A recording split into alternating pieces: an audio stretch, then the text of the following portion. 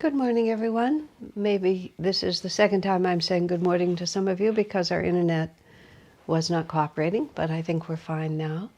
This is Monday morning, and Monday is the day that I talk to you all about the need to support this ministry if you feel you're benefiting from it. To a large extent, what we're doing now is supported by the people who feel it is worth supporting. We call it the Mission of the Masters, and we're signed up through Patreon, which is a subscription support service, or you can go to my website, Asha Joy, and you can support directly that way if you like.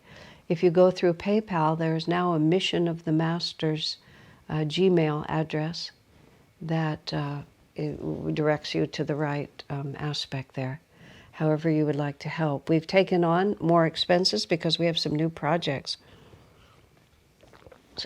These days, audiobooks are as important, or in some ways getting more important than paper books, because people use the ability to listen while they're doing other things, and also having dynamically read books is sometimes even more impactful than just reading the words. Swami Kriyananda made audiobooks of a number of his books, but he wrote 150 and he didn't record all of them. So Crystal Clarity Publishers has started a project of having others of us record some of Swamiji's books. So I'm halfway through a book called Out of the Labyrinth, for those who want to believe but can't.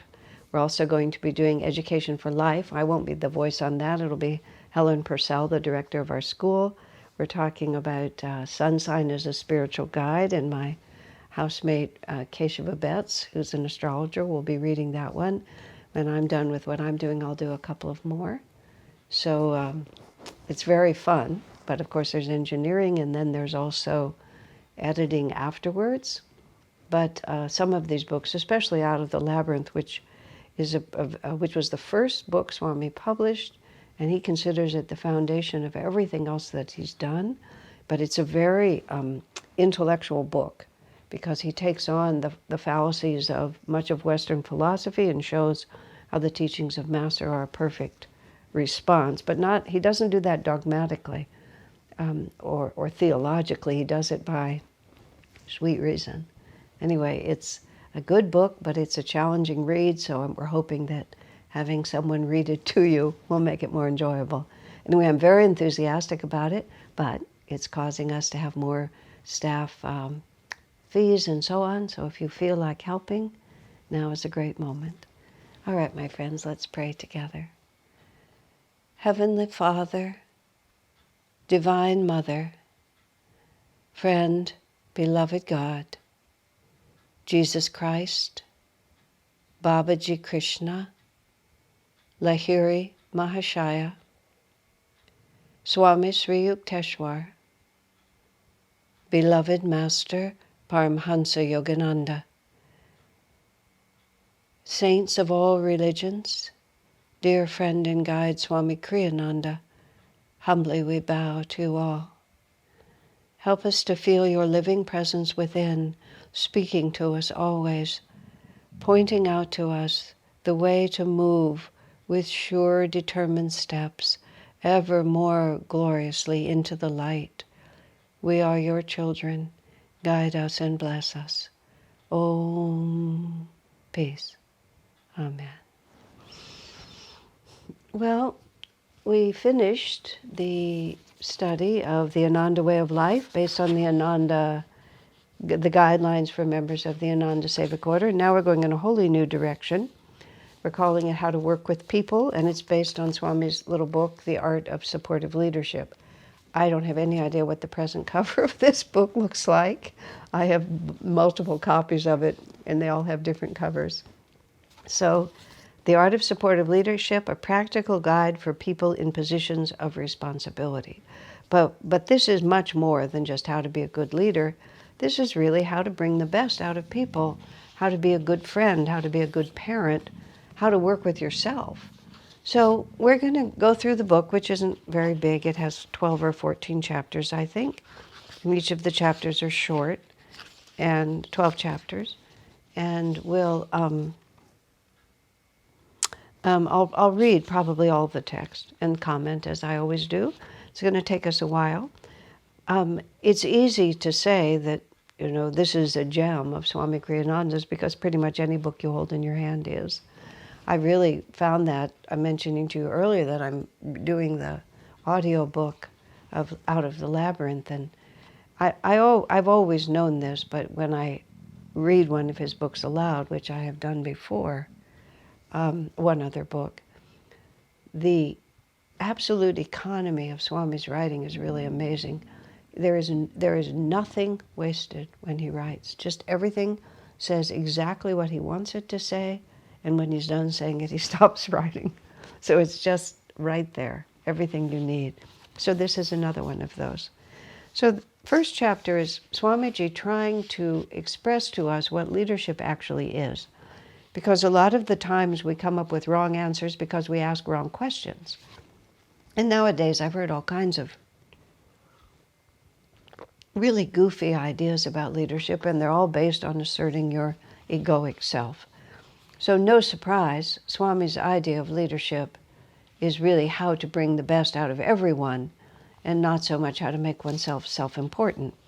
So I'll start reading. Genuine leadership is of only one type, supportive. It leads people. It doesn't drive them. It involves them. It doesn't coerce them. It never loses sight of the most important principle governing any project involving human beings, namely, that people are more important than things. I saw some just random posting somewhere on the internet about a pizza company, and the CEO or the founder of that company talked about how they've dealt with COVID, and he talked about all the things that he was doing for his employees. He was giving them generous wages, he was giving them generous benefits, he was involving them in various ways, and surprise, surprise, his business was flourishing. And he said it just as simple, your people are what you have. And if you really take care of the people, then everything else will follow from that. Now, and you'll see in this chapter, Swami says some really interesting things, though, about what it really means to take care of people. So he starts immediately. Consider a situation in which none of the above statements might seem valid. The battlefield. To a general, the most important thing, obviously, is victory. In the cause of victory, he must commit men to possible and sometimes even to certain death. So how can you say people are more important than things when you're on a battlefield and you're sending them off to be killed? So it's a very interesting question. Is not victory then an abstraction, a thing more important to him than the people he leads? I love it when Swami himself, whenever he would find the perfect illustration of some point he had, he would get so excited. Excited in the sense he would become elated because his entire life purpose was to inspire people to embrace these teachings and to understand how they could help, how the teachings could help them in the things that they wanted in their lives. So whenever he found a particularly good way to make the point, it was always a gift from God to him and then a gift from God to everyone else. So he would get very cheery about it.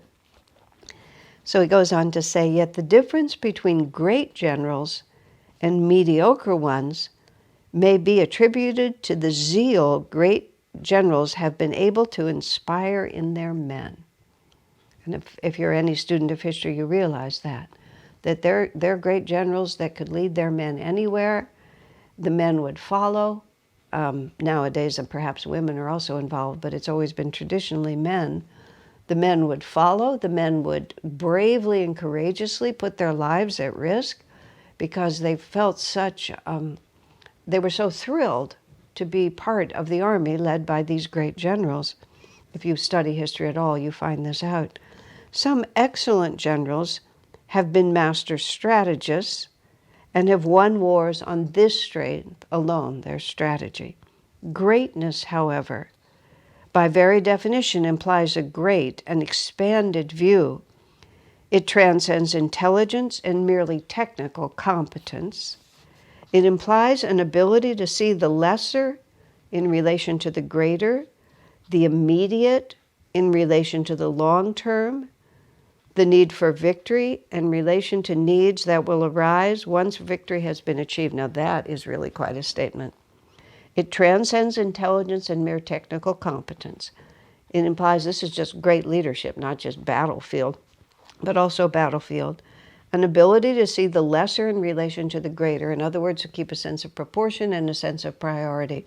We're sacrificing here because we're going to gain over here.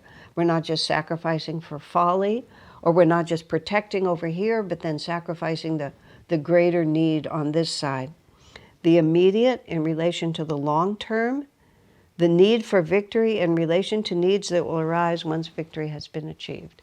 And just keep the whole view of things. Of course, when I'm going to talk about this, all about leadership from now till whenever we're finished, which will be a number of weeks from now, I will have to constantly mention Swami Kriyananda, because he wrote this book because he was just writing about himself. He knew exactly what he was doing. And I remember one interesting moment when the woman Seva, who was a very close associate of Swamiji's and worked very closely with him through all the beginning years of Ananda.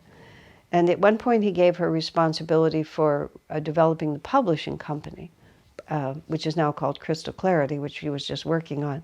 And I remember him talking about, and he talked about it afterwards, that there was a certain point where Seva had some ideas about how she wanted to carry it forward.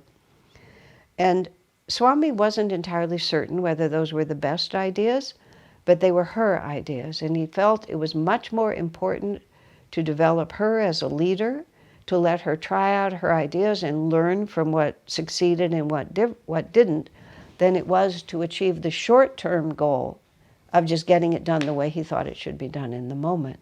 And he said he had several reasons. One was also, in addition to training her, he said, if I don't give her the chance to learn, Swamiji said, he said, I will be committing myself to have to make every decision, for the rest of my life. So it was always the short term versus the long term. What is the greater goal here is to help her. What is the greater goal is to build leadership so that Ananda can expand, that it won't all depend on one person.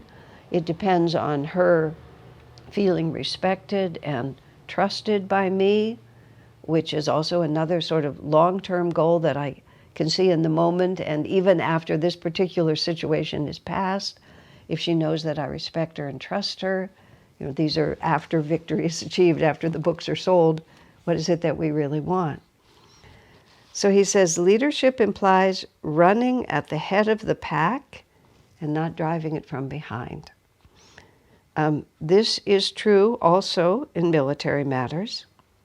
Those who serve under a great general know well that he has nothing of them that he would not first do himself. Such a general feels himself at one with his men, not superior to them.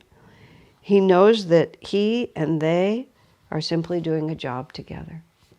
I remember one night Swami decided that the soundproofing he had in his small meditation room, which was cardboard egg cartons, which are a good kind of insulation, and so he'd lined his entire small meditation room with these cardboard egg cartons, but they were pointy. And he said he could feel all those points, and it was not a harmonious feeling, and he just didn't like it. It took the sound away, but the jagged lines, even though they were covered with fabric, he could still feel them, and he didn't like them. So starting right after dinner that night, he wanted to take all the egg cartons out, and we put up this smooth styrofoam instead. And I remember Swami and Seva and I, we started at whatever it was, like 6 or 7, and we worked without stopping till 3 in the morning. And Swami was as absolutely in the project as we were. And it was a small thing because there were countless other examples of Swami taking the lead. But he just set the example. This is how you work when you set your mind to something. And during those early years, of course, those of you who knew him when he was in his 80s was quite different, but he was in his 40s then. He was very strong. And he was just at the front of the pack. We weren't going off to war, But nobody was working harder than Swamiji. Nobody was more willing to just do what had to be done in the moment. And of course, it made you trust him because you didn't feel that you were just being used. You felt exactly as he said, that we're doing a job together. A great general is a man of vision, necessarily so, for only with vision can he inspire his men to heroic action, and only with vision can he make them desire victory as ardently as he does. See, what you're working with when you're great leaders, it's not just that you're paying the money or whatever it is, or they're obligated to you in some other way. You want them to feel that what you're doing is really important and they want it as much as you do. And again, this was, of course, Swamiji over many years building Ananda. At the beginning, it was just his vision and his idea, and people were there for a wide variety of reasons, including a couple of men who were basically running from the draft. It was the Vietnam War, and were more or less hiding out up in the woods. But we came for a variety of reasons, or we came, as I did, in a sense, somewhat selfishly because of the desire for self-realization, although my desire to serve was also extremely strong. But I remember gradually beginning to realize that building this community wasn't Swami's project, it was my project. And I remember that sort of that growing feeling in me and the delight I felt in it as I gradually had come to recognize the importance of the vision, to identify myself as a disciple of Master, to identify myself as someone who had responsibility for this work. I wasn't just there helping Swami, having a good life, enjoying his company, living out in the woods, all the many things that I was doing that I also really enjoyed. But I can remember just sort of waking up gradually. I'm a disciple of a great master, and we have a mission to do. At the beginning of this broadcast today, I was inviting you to support the work that I'm doing. And when I had to come to think of a name for it, because it's not my work, and I didn't want to start a movement that was my name, that just seemed ludicrous. And so I thought, this is the mission of the masters. And then a piece of me thought, maybe that's overnaming it. I don't like to overname things. I like to just name them what they are. But I went round and round, and I really can't define my life as anything except the mission of the masters. How did I get there? I got there because Swami was a man of vision. And he was both exemplifying, and he was exemplifying how you do it. He was also exemplifying the great joy of doing it, the exhilaration, the sense of meaning in life, the profound satisfaction of seeing in other people the realization of what this teaching can mean to them, which is a perfect reflection of what it meant to me. But that was Swami's just constant effort. And he said, when people don't understand what you're trying to accomplish, it's either a question of incomplete communication or you haven't put across the right consciousness.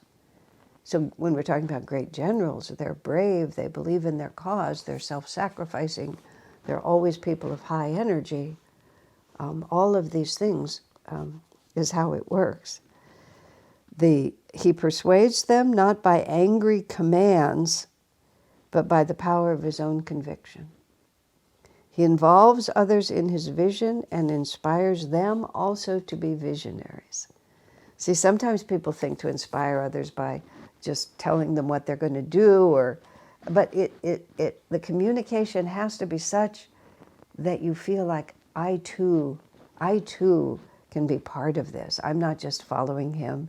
There was a hilarious scene in a Steve Martin movie that I saw in which he was a movie director.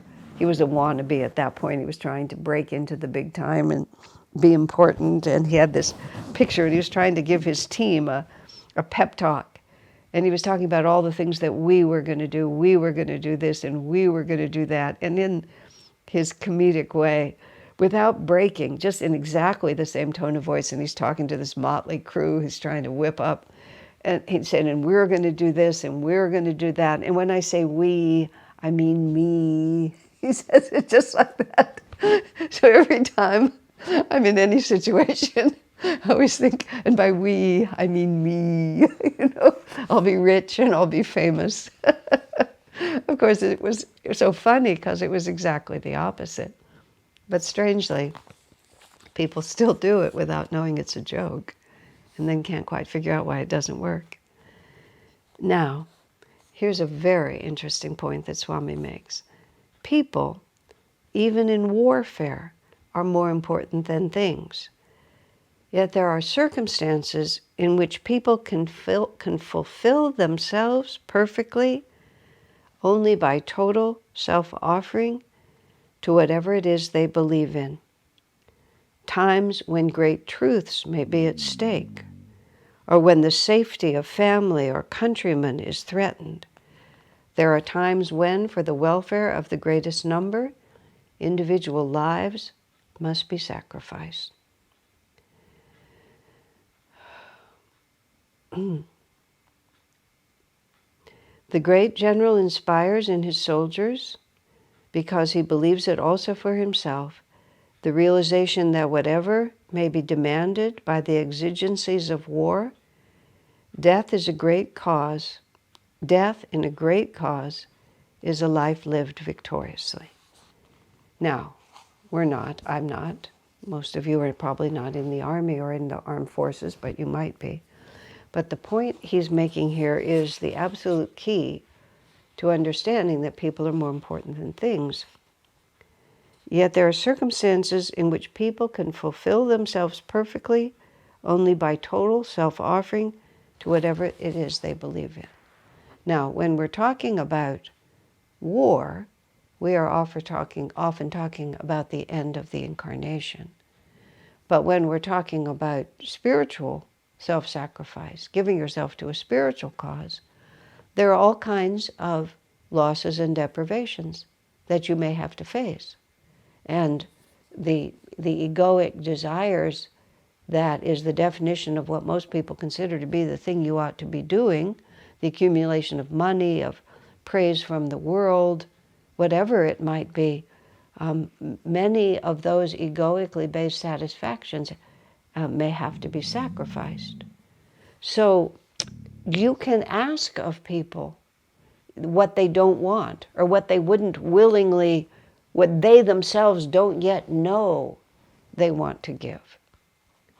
And you are still serving them, even by sending them into battle, by giving them the opportunity to volunteer for the impossible task that could bring them in war, could bring them to death, in the spiritual life could bring them hardship, disappointment, on an emotional level, whatever it might be. Tapasya in physical terms. I've been with Ananda long enough now, it's been 50 years. I came in my early 20s. I never had a career or profession. I never finished college. I worked a little bit here and there, but I just worked in just little jobs that never meant anything to me. They were always just a paycheck in order to pay the rent while I waited for whatever cause it was I was going to live for, which I dreamed was coming, and in fact it did. And then there was no financial security whatsoever to what we were doing. And I and many other people who were part of the founding generation, we were people of promise in the world. It was just the times. Many of us who were bright thinkers and had a lot of potential in the world took this turn and entered into ashrams of various kinds. Not everyone stayed forever, but a coterie of us did, made a whole life of it. And the way I've begun to say it to people at this point is, we made the decision not to maximize our earning potential. That the potential we had to make a success in ordinary worldly terms was just self-evident, but we chose not to do it. Now, it didn't even feel like a sacrifice, although for some it was more of an act of courage than it was for others. It's never been my concern. I knew at any point at Ananda, if money ever became my priority, I could just go turn around and earn it. Somehow, because of what I'd learned, being a devotee, I knew that I had the magnetism to achieve whatever I wanted to achieve, but I just put my fate in the hands of God. And, that's a certain kind of death to worldly success, death to worldly security, death to material acquisition. But it was my real fulfillment, you see. So if people are more important than things, what you're wanting to encourage in them is true fulfillment, not just to hold them tight so they can go and do whatever they want. This has actually been an issue in our community at different points. I remember when there was sort of, just sociological waves that are sweeping through.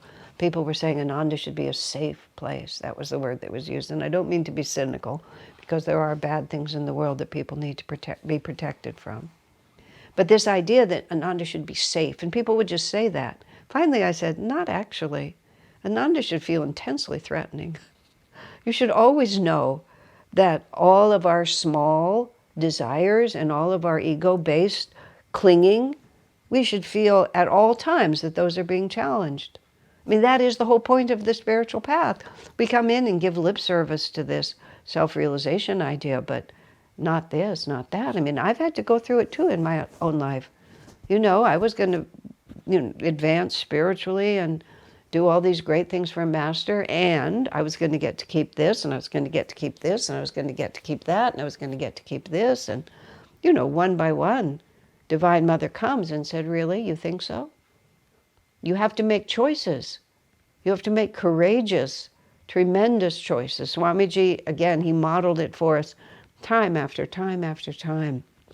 He would just, with practical common sense, but nonetheless, if he felt God calling him, he would just do it. And in 2003, when he was 77 years old and in very poor health, and he had this beautiful home in Assisi and this wonderful home in Ananda village, he walked away from all of it and went to India because he felt Master was calling him there to start this work in India. And I mean, he multiple times during the years that he was there, he nearly died.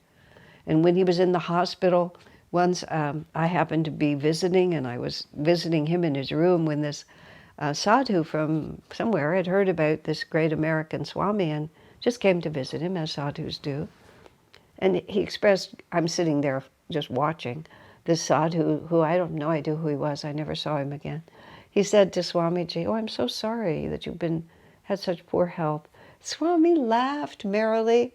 I mean, Swami is sitting there, he's having congestive heart failure, his ankles looks like elephant ankles. He's propped up like this, just trying to get the system running again. And he just says, and he laughs, he said, just doing tapasya. Tapasya is devoted self-sacrifice, is what tapasya means.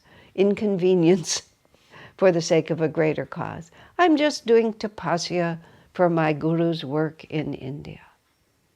And on a very subtle level, that's exactly what he was doing. He was building that work with the power of his own tapasya.